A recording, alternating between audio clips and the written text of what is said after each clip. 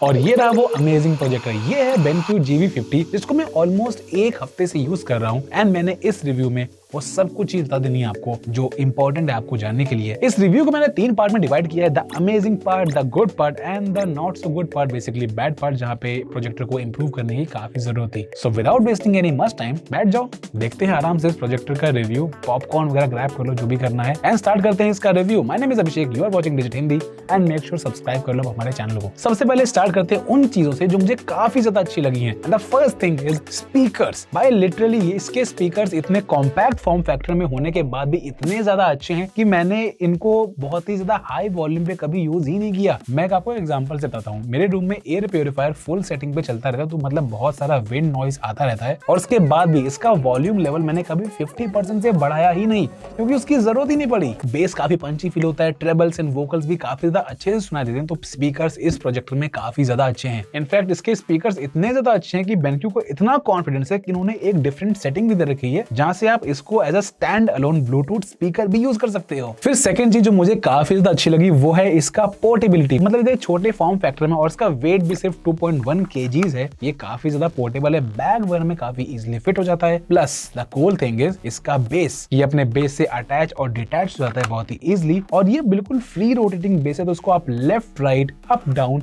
कैसे भी यूज कर सकते हो। प्लस यहाँ पे एक बिल्ट इन किक स्टैंड भी है जिसको आप अगेन यूज कर सकते हो अगर आप थोड़ी सी अनइवन सरफेस पे हो, तो ये प्रोजेक्टर को काफी अच्छे से अलाइन कर देता है। फिर इसमें USB-C PD सपोर्ट भी है, तो आपका फोन भी चार्ज होएगा यही से और आप चाहो तो मिरर भी कर सकते हो। साथ में और भी पोर्ट्स हैं जैसे HDMI port, USB-A port, 3.5mm Jack जहाँ पे हेडफोन्स लगा लो या स्पीकर से कनेक्ट कर लो। एंड इसका रिमोट ब्लूटूथ इनेबल्ड है, सो आपको डायरेक्टली पॉइंट करने की जरूरत नहीं है इसके रिमोट को। अगर आपको कुछ चेंज करना है आप कहीं से भी बटन प्रेस कर सकते हो और वो सिग्नल यहाँ तक पहुंच जाएगा। फिर फैन नॉइज भी काफी ज्यादा कंट्रोल रहती है। बाकी सारे प्रोजेक्टर्स में भी फैन आता है उनको ठंडा रखने के लिए, बट इसका फैन नॉइज काफी ज्यादा कम लगा मुझे और इंटरप्ट नहीं करता है आपके मूवी वॉचिंग एक्सपीरियंस में। फाइनली बैटरी लाइफ, ये ऑलमोस्ट 2 से 3 घंटे चल जाता है बिना किसी प्रॉब्लम के। सो आप बेसिकली एक फुल मूवी या फिर 2 से 3 एपिसोड किसी वेब सीरीज के आसानी से निकाल सकते हो। And now the good part, जो डील ब्रेकर तो नहीं है लेकिन फिर भी थोड़ा सा इंप्रूव हो सकता था। सो ये projector full HD 1080p resolution support करता है, तो पिक्चर क्वालिटी शार्प है रीजनेबली, बट जो ब्राइटनेस है वो काफी ज्यादा कम फील होगी। स्पेशली अगर आप ऐसे रूम में हो जहाँ पे एम्बिएंट लाइट आती रहती है तो आपको थोड़ा सा स्ट्रगल करना पड़ेगा मूवी वॉचिंग में या फिर आप वेब सीरीज देख रहे हो उसको देखने में। जैसे मैं इसमें स्ट्रेंजर थिंग्स देख रहा था जहाँ पे मोस्टली डार्क सीन्स ही इन्वॉल्व हैं और वहाँ पे मुझे थोड़ी सी प्रॉब्लम हो रही थी क्योंकि मेरे रूम में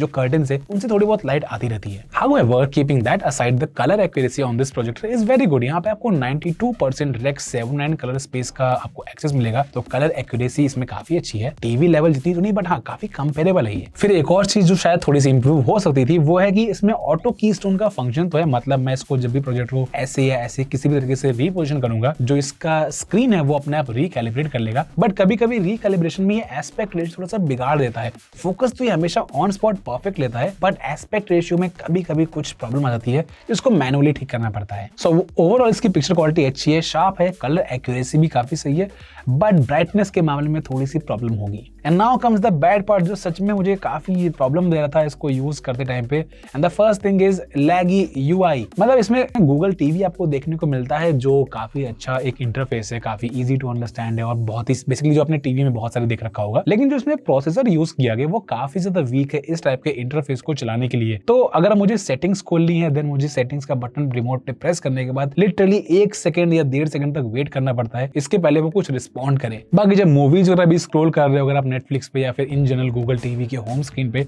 तो ये कभी कभी आपको लैगी या चॉपी UI देखने को मिलेगा। एंड द सेकंड थिंग जो थोड़ी सी बुरी लगी मुझे वो है ब्राइटनेस अगेन, बट इस टाइम बैटरी मोड पे अगर आप इस प्रोजेक्टर को पावर आउटलेट से कनेक्ट करके नहीं रख रहे हो, सिर्फ बैटरी मोड पे यूज कर रहे हो, तो इसकी ब्राइटनेस और ज्यादा कम हो जाती है। और सेटिंग्स में मुझे कोई भी ऐसी सेटिंग नहीं दिखी जहां पे मैं उसको ओवरराइड कर सकूं और इंस्टेड ऑफ एक लॉन्गर बैटरी मैं चूज कर सकूं बेटर पिक्चर क्वालिटी, ऐसी कोई भी सेटिंग नहीं थी। तो आई विश वैसी सेटिंग होनी चाहिए थी। दैट मीन्स अगर आप इस प्रोजेक्टर को बैटरी मोड पे यूज कर रहे हो देन आपको बिल्कुल अंधेरे वाला एनवायरनमेंट ही चाहिए अगर आपको अच्छा एक्सपीरियंस चाहिए। तो फिर फाइनल वर्डिक्ट क्या है, ये प्रोजेक्टर लेना चाहिए या फिर नहीं? वेल, अगर आप एक ट्रैवल करने वाले पर्सन हो जिसको मूवीज और वेब सीरीज देखने का बहुत ज्यादा शौक है while travelling, then this projector makes perfect sense for you. But सिर्फ आपको 2 चीजों का ध्यान रखना है। एक तो बैटरी मोड में इसकी ब्राइटनेस काफी ज्यादा कम है, वहां पे आपको स्ट्रगल करना पड़ेगा, आपको प्रॉपर्ली ऐसा रूम पे जाना पड़ेगा या ऐसा एनवायरमेंट बनाना पड़ेगा जहाँ पे आपको आपको पिच डार्क कंडीशंस देखने को मिले, तब इसका आप अच्छे से यूज कर पाओगे। And the second thing is laggy UI, उसका तो कोई भी कुछ नहीं कर सकता है, वो तो इम्पॉसिबल ही ठीक करना, क्योंकि प्रोसेसर ही इसमें वीक है, तो वो आपको डील करना पड़ेगा खुद से ही। बट इसके अलावा आई डोंट थिंक मार्केट में कोई भी ऐसा प्रोजेक्टर है जो इतने सारे फीचर्स इतने कॉम्पैक्ट फॉर्म फैक्टर में प्रोवाइड कर रहा हो। इसके स्पीकर्स बहुत ज्यादा अच्छे हैं, इसका पिक्चर क्वालिटी भी काफी ज्यादा अच्छा है, कलर एक्यूरेसी भी बहुत ज्यादा सही है, बट ब्राइटनेस में थोड़ा सा मात खा जाता है। तो आई थिंक ये एक परफेक्ट सेंस बनता है अगर आप जो है कंफर्ट और ईज टू यूज देखना प्रेफर कर रहे हो over raw specs, then this projector makes perfect sense for you. लेकिन आप मुझे कमेंट सेक्शन में बताओ कि जो ऑलमोस्ट 60,000 रुपीज का इसका प्राइस है अभी, उसमें आप ये प्रोजेक्टर लेना पसंद करोगे या फिर कोई और डिजिट हिंदी को सब्सक्राइब कर लो ऐसे ही अमेजिंग गैजेट रिव्यूज के लिए।